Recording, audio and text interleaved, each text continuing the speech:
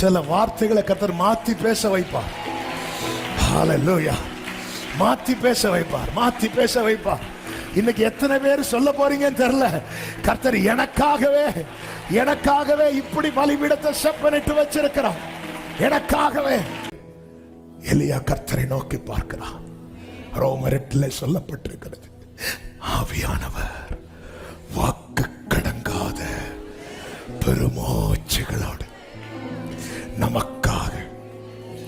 ஆமென். அன்னைக்கு அக்கினி இறங்கினது போல இன்னைக்கு கர்த்தர் தம்முடைய வல்லமை இறக்க விரும்புகிறார். இன்னைக்கு கர்த்தர் தம்முடைய வல்லமை ஊற்ற போகிறார். கர்த்தர் இதுவரை உன்னை செப்பனிட்டு உன்னோடு பேசி சில மதில்களை எல்லாம் இடித்து சந்தா வெட்டி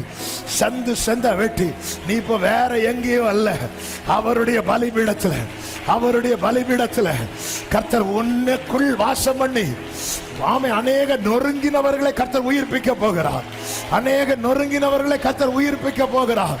எத்தனை பேர் ஆயத்தமா இருக்கிறீங்க? எத்தனை பேர் ரெடியா இருக்கிறீங்க?